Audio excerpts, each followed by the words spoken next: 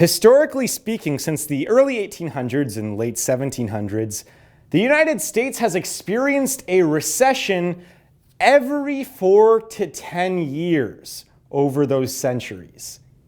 There's no outliers here. There's no things that have gone, there's no period of time where they've gone 15 years, no period of time where they've gone 1 or 2 years or 3 years. I think that one was about 3.5 actually, but just 4 to 10 years, every 4 to 10 years there's been a recession.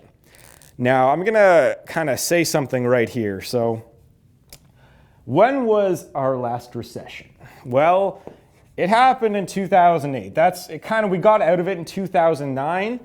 We started getting out of it in 2009, and we were pretty much out of it by 2010, 2011.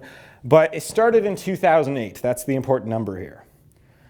What year is it now? Well, it is 2017. That's weird. Well, what if we did some math here? Let's see, 2017 minus 2008 equals 9 years. 9 years. Remember that trend I just talked about over the last few centuries? How we haven't gone more than 10 years without experiencing a recession? We're in year 9 right now of no recession. So what do you think is going to happen? I'm not one to speculate. You guys know me. I don't give specific stock tips, generally speaking, on this channel because I don't like to speculate on things. I don't know if I'm that good at it. I think I'm pretty good at it. But I went over this. I went over this on Wikipedia. I went over the history of U.S. recessions. I looked at all of them. There was 100 of them? 80, I forget what the number was, 50, 40, I forget what the number was. But I went over each one of them. Now, some of these recessions only see a decline of 1% in GDP or 1% in economic, whatever they were tracking to define a recession. So they would lose 1% of whatever GDP. And then, there's some that are during the Great Depression where it's negative 21% or negative 29% or whatever the number was.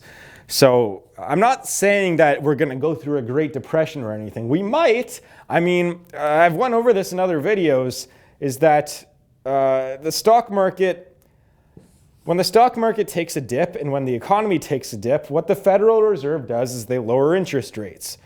Now they lower interest rates so it's easier to borrow money, so it's easier for people to buy things and buy more things, and it gets the economy going and everyone's employed and everyone's happy.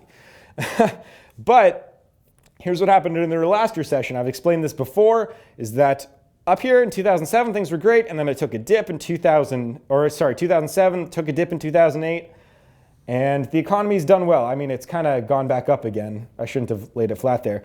But here's what happened to interest rates down here. Hopefully this fits on the camera. It should fit on the camera.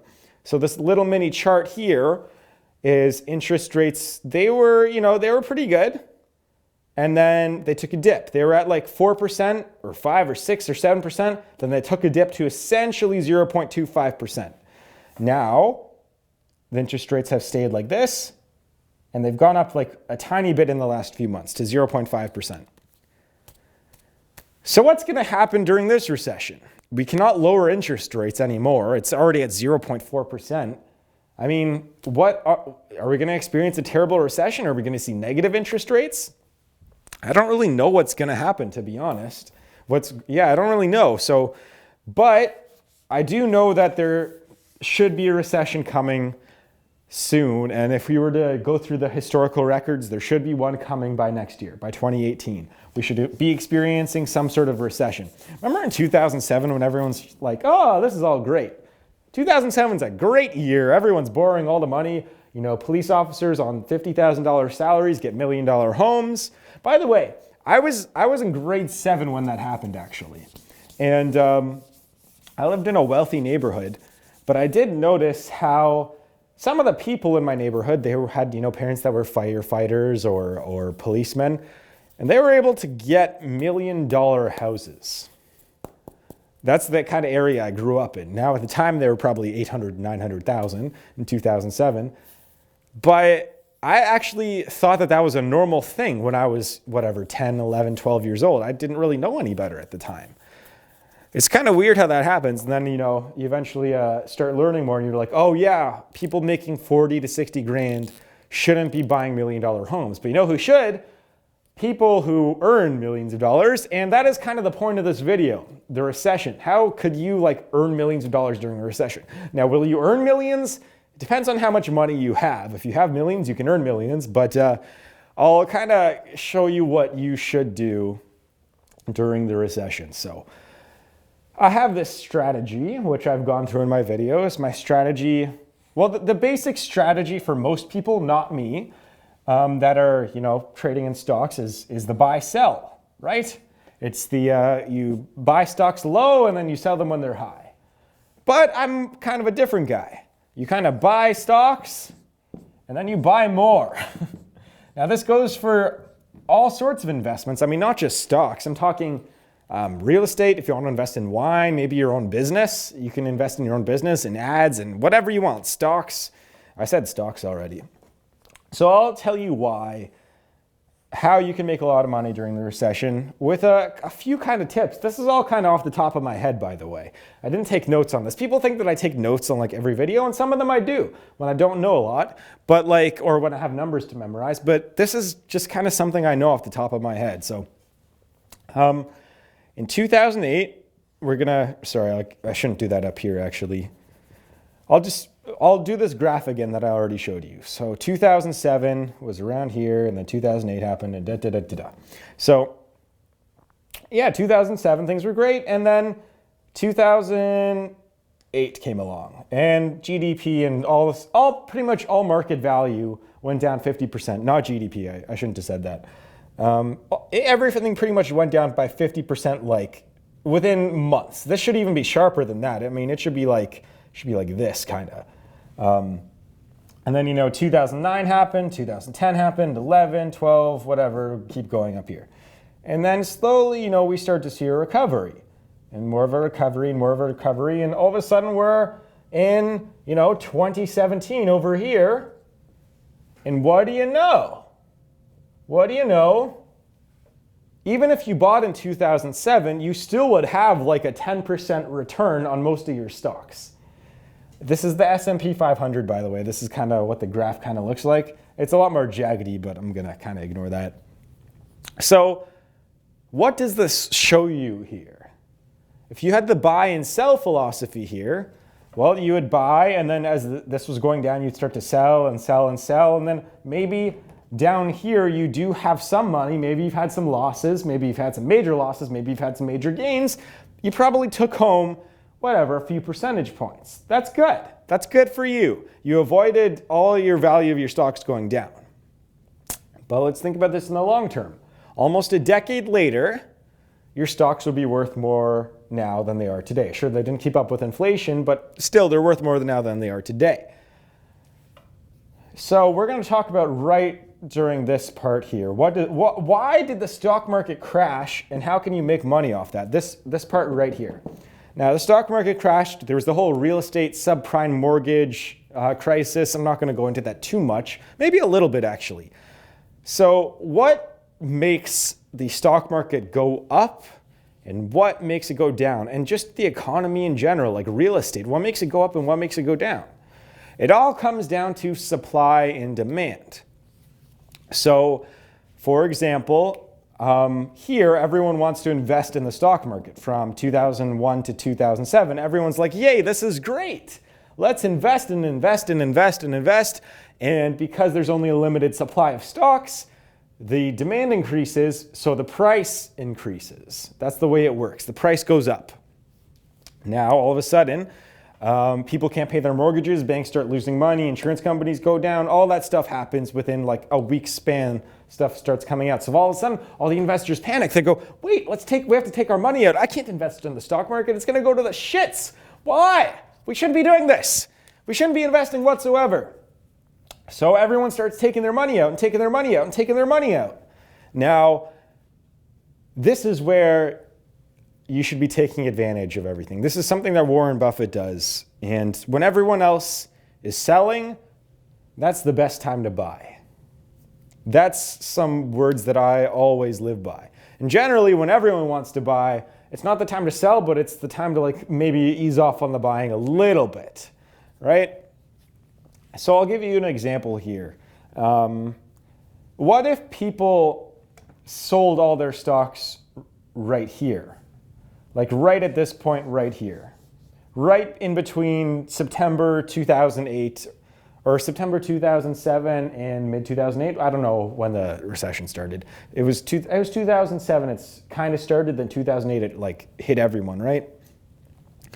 So if someone sold there, then they would have lost, I guess that would be, 20% of their value. That's a big loss to take. What if you bought here? What if you bought at this point in 2008? Well, going across here, your stocks would still be a net positive within like 4 or 5 years. Even if you bought while the stock market is crashing. Not while it's at its bottom point, but even like halfway through it. You would still make a positive. Now, where the people get really rich is if you can buy, somewhere here, or even at the bottom here. If you can find a way to put away 10 grand, 20 grand, 30 grand to invest when the stock market is completely in the shits, you can easily double your money in the next 5 years. That's just how it works. I mean, there was, years in 2012, 2013 where the S&P went up like 20% or 10% for some ridiculous amount. I mean, it can be done. You can double your money if you invest at the bottom here. So honestly, my recommendation, again, I'm not a big speculator and I don't usually give you guys direct advice like this. But historically speaking, a recession happens every 10 years maximum and we are in year 9. So I'm not saying to sell. I'm saying start saving your money a little bit more and maybe cut back on some of your expenses. And then once stuff starts hitting the shits, you put some money in the stock market. That's how the rich get richer. I mean, that's not exactly how the rich get richer. I mean, a lot of rich people lost money in 2008. I shouldn't say that. But a lot of people made a lot of money. So and this applies just for the stock. This doesn't apply just for the stock market. It applies for like real estate. I'll give you the example here. So it's the exact same thing in terms of real estate values in the United States. 2007, actually, this graph would be a little bit different because real estate was going completely crazy for that decade. I mean, it was going like, I don't know. It was going like this kind of. It was going straight up and then it went straight down. Especially, this is just for some places. This is like Miami and Vegas and I guess Miami's Florida. So, I mean, and then there's some places that stay like relatively the same, like Beverly Hills and shit. But yeah, anyways, 2008 was bad, and we might have a worse recession. We might have a better one. I don't know. But again. So I'll give you an example here. Actually, one of my mentors is Grant Cardone. He started investing in the real estate like 90s, and he bought a ton of real estate, and ton. And then he bought real estate right before the recession, and what happened? Well, everything took a shit. And his biggest regret is not buying more during that time. That's like, imagine if you could buy all those. There were homes in Vegas and Miami for sale for like 10 grand. I kid you not. You can go look this up. $10,000. There, you could buy. Well, Detroit's a little bit different. I mean, Detroit, I don't know. They were giving away houses for $1 because they didn't want to pay the taxes on them. I probably wouldn't do that for some of the areas. I wouldn't even take the house for $1 because it's a little bit of a scary place. I mean, I think Windsor in Canada is a little bit scary. And right across the border is Detroit, which is apparently a lot worse. So again, pretty much how to get rich during the recession is to buy and invest during the recession. Not to sell or to stay put. Buy. That's how you get rich. That's how a lot of people get rich. It's like you're going in the opposite direction of everyone else. I mean, I think Gary Vee likes to do this kind of stuff. Like he likes to, if you are the only person doing something then odds are, if that thing you're pursuing is going to be successful, you'll be really, really, really successful. If 99 people go one way and you go the other way, sure, you might get fucked up. But saying that, you could end up doing much better than the other 99 people and other 99% of people. So yeah, obviously, just invest during the recession. Man, I really wish I had the money to invest during the recession in 2008, but I was in elementary school. I just spat up all over everything. This is great. So actually, to be honest, most of you are millennials watching this, and if the recession is to happen in the next year or two, you will be in a relatively good situation, I think, if you can save up some money. Because a lot of you are still living at home, so you don't have to pay rent. Your parents, have to pay a mortgage, or maybe they paid it off. I don't know. You don't have to pay rent. You probably have a part-time job. Most people actually don't have full-time jobs. Most young people, it's still part-time, which is quite strange to think about. Most people, I'm going to do a video on that, how to become self-employed, by the way. As of yesterday, I went from being like 90 to 95% self-employed to 100%. Like, I cut off every last bit of work for my old boss, and I'm completely self-employed right now. So I'm going to teach you guys how to do that too. But this is kind of what I wanted to say here. So I think that I'm going to talk a little bit more about employment and stuff in my next videos this week. But for now, this is it. So I'd like to thank you very much for watching. Prepare for the recession, invest, and I'll see you guys in the next video.